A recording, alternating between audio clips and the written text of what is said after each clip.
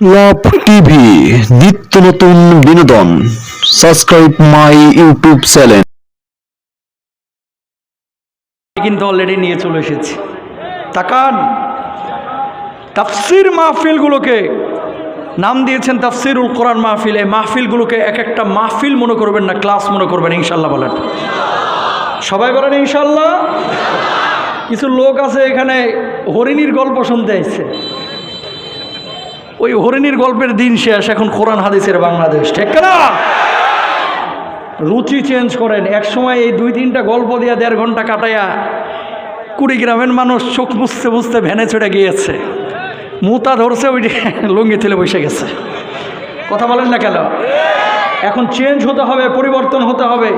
কিয়ামতের ময়দানে অন্তত যেন বলা যায়, আল্লাহ একদিন 1.5 ঘন্টা কোরআনের ক্লাসে বসেছিলাম মুস্তাফিজ সাহেবের সাথে, ঠিক না? আল্লাহ আপনাকে আমাকে বলার এবং শোনার আমলের নিয়তে তৌফিক দান করুক। আসমান থেকে কিছু ফেরেশতা নেমে এখন রহমের ডানাগুলো আপনাদের উপরে বিছিয়ে দিয়েছেন, বলুন সুবহানাল্লাহ। আর আমার আল্লাহ রাব্বুল আলামিন বলছেন, মা ইয়াকুলু ইবাদি, ও আমার ফেরেশতারা, আরামের ঘুমকে হারাম করে যে মানুষগুলো কনকনে শীতের রাত্রে খড়কুটার উপরে বসে আছে, কি করে কি বলে, কি করে কি বলে, ফেরেশতারা তখন বলে, আল্লাহ, এই মানুষগুলো আপনাকে ভালোবেসে, আপনার কোরআনকে ভালোবেসে, আপনার নবীজির সুন্নাহকে ভালোবেসে, আপনার পবিত্রতা বর্ণনার জন্য আরামের ঘুমকে আরাম করে দুনিয়ার সব কাজকর্ম ছেড়ে এই ময়দানে এসেছে। রব্বুল আলামিন তখন বলেন, ফেরেশতারা, হাল রাউনি, এই মানুষগুলোকে কখনো আল্লাহ রব্বুল আলামিন দেখছে? আল্লাহ কখনো দেখে নাই, চর্মচক্ষু দিয়ে দেখাও সম্ভব না। আল্লাহ রাব্বুল আলামিন তখন বলেন, যদি এই মানুষগুলো আল্লাহরে দেখতো তাহলে কি হইতো? আল্লাহ আপনার গোলামি দাসত্ব বেশি বেশি করতো। রাব্বুল আলামিন এবার বলেন, মা ইয়াসআলুনি, আমার ফেরেশতারা, যে মানুষগুলো এই খড়খটার উপরে বসে আছে, এই মানুষগুলো মূলত কি চায়, কি আশা নিয়ে এখানে বসেছে। ফেরেশতারা তখন বলে, আল্লাহ, এই মানুষগুলো আপনার কাছে জান্নাত কামনা করে, এই মানুষগুলো আপনার কাছে জাহান্নামের আযাব থেকে মুক্তি চায়। আল্লাহ এই কারণে এই মানুষগুলো এখানে এসেছে। আল্লাহ রাব্বুল আলামিন তখন জবাব দেন, উশহিদতুকুম গাফারতু লাহুম, ও আমার ফেরেশতারা, তোরা সাক্ষী থাক, আরামের ঘুমকে হারাম করে যে মানুষগুলো এই কনকনে শীতে রাত্রে খড়খড়ার উপরে বসে বসে আমাকে খুশি করার জন্য আমার জিকির করলো, আমার আলোচনা শুনলো, আমি আল্লাহ রাব্বুল আলামিন ওই মানুষগুলোর জীবনের গুনাহ খাতাগুলি মাফ করে দিলাম। লাভ না ক্ষতি? 1-1.5 ঘন্টা কে কে থাকবেন তাফসিরের এই ময়দানে? আল্লাহকে সাক্ষী রেখে হাতটা তুলেন, লিল্লাহি তাকবীর, লিল্লাহি তাকবীর। হাতটা নামান। সূরা বাকারা আয়াত নাম্বার 245। আয়াত নাম্বার কত? পিছনের মানুষ বলবেন। এই যে দেখছেন, ভুলে গেছে এখনই। বলেন, আয়াত নাম্বার 245 না 45? কি বলে আপনাদের দিকে? একই। সূরার নাম হচ্ছে সূরা বাকারা। কি? দুনিয়ার জিন্দেগিতে মানুষ যখন বিপদে পড়ে মানুষের কাছে হাত পাতে, খেয়াল করেন ভাই, বন্যাতে ফসল নষ্ট হয়ে গেছে, 10,000 টাকা দেন না, 2 মাস আমি চলি এই টাকাটা দিয়ে। ক্ষুধার যন্ত্রণা পেটের মধ্যে, ভাই একটু খাবারের ব্যবস্থা করেন না, ভাই একটু পানির ব্যবস্থা করেন না। নানান মানুষ নানান ধরনের বিপদ আপদে এই দুনিয়ার জিন্দেগিতে পড়ে। কেউ যদি বলে যে হুজুর আমার জিন্দেগিতে কোনো বিপদ আপদ আসে নাই, এখান থেকে কোনো মানুষ যদি বলে, জানতে হবে ওটা মুমিন না আবু জাহেলের খালাতো ভাই। কারণ কি? মুমিন যদি দাবি করেন তাহলে বিপদে পড়তেই। আলহামদুলিল্লাহ, এই বাংলার জমিনে কিছু মুমিন আছে যারা বিপদ আপদের মুখোমুখি হয়ে কখনো জালিমের সাথে মাথা নত করে না, সামনে মাথা নত করে না, আবু সাইদের মতো বুক পেতে দেয়, ঠিক না ভাইরা?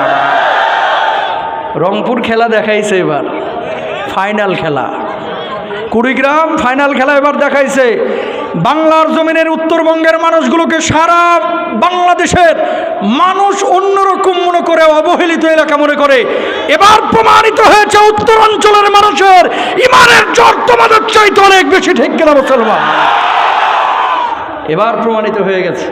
আল্লাহ রাব্বুল আলামিন এই আয়াতে কারিমায় আপনার কাছে জিনিস চেয়েছেন 2টা। জোর বলেন, কয়টা? বাপ মা কোনো জিনিস চাইলে সন্তান বলে যে কি বলেন হুজুর, আব্বা আমার কাছে কোনো জিনিস চাইবে, মা আমার কাছে কোনো জিনিস চাইবে, আমি বাপ মারে না দিয়ে কেমনে থাকি, ঋণ করে হলেও ব্যবস্থা করে দেব। তা আল্লাহ যদি আপনার কাছে কোনো জিনিস চায় আপনি কি দিবেন না? ইনশাআল্লাহ বলেন। দুইটা জিনিস এই আয়াতে কারিমে আল্লাহ তাআলা চেয়েছেন আপনার কাছে, খেয়াল করেন কি বলছেন। রব্বুল আলামিন বলছেন, মা যাল্লাযী ইউকরিদুল্লাহ করদান হাসানান ফায়ুদাইফাহু লাহু আদআফান কাসীরা ওয়াল্লাহু ইয়াকবিদু ওয়া ইয়াবসুতু ওয়া ইলাইহি তুরজাউন।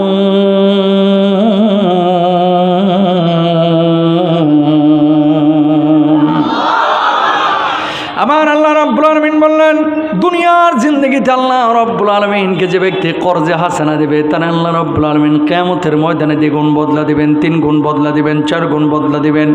সর্বোপরি আল্লাহ রাব্বুল আলামিন ওই ব্যক্তির জন্য চূড়ান্ত জান্নাতের ফয়সালা করে দিবেন। বলুন সুবহানাল্লাহ। আয়াতটা যেদিন নাজিল হইল, এই আওয়াজটা কিসের মাইকের ভাই বলো তো? এখান থেকে যে হলোটা মারতেছে এটা কিসের? যদি তোমার ইকোর সমস্যা হয় এখানকার ইকোটা বন্ধ করো, আর মাইক ওই সাউন্ড বক্স ওদিকে ঘোরাও তো। আমারও ওয়াজ শোনানো লাগবো না, ওয়াজ ওইদিকে শোনাও, ওটা ঘুরাও। আমি কই আমার কানে 2 মিনিট পরে ধাক্কা মারে, এটা আবার ঘোরাও না ভাইয়া, ওই সাউন্ড বক্সটা ওইদিকে ঘোরাও। হ্যাঁ আচ্ছা, এই যে এবার হয়েছে, এবার ঠিক আছে, তা মারতেছে, ঠিক আছে রাখো। রব্বুল আলামিন কি বললেন খেয়াল করেন। দুইটা জিনিস এই আয়াতে কারিমায় আপনার কাছে চেয়েছেন, যে ব্যক্তি আল্লাহ রব্বুল আলামিনকে কর্জে হাসানা দিবে আল্লাহ তাআলা কিয়ামতের ময়দানে তার জন্য জান্নাতের ফয়সালা করে দেবে। বলুন সুবহানাল্লাহ। আয়াত যেদিন নাজিল হইল, আয়াত নাজিলের পরে সাহাবী রিদওয়ানুল্লাহি আনহুম আজমাইন কনফিউশনে পড়ে গেলেন, সন্দেহের মধ্যে পড়ে গেলেন। আল্লাহর নবীকে বললেন, ওগো নবীজি, আসমান বানিয়েছেন আল্লাহ, জমিন বানিয়েছেন আল্লাহ, সব কিছুর মালিক আল্লাহ, সে আল্লাহ রব্বুল আলামিন কেন আমাদের কাছে ঋণ চাইলেন? এর মানে তো বুঝলাম না। আল্লাহর নবী জবাব দিলেন, সাহাবীরা আল্লাহর জন্য যেখানে জানেন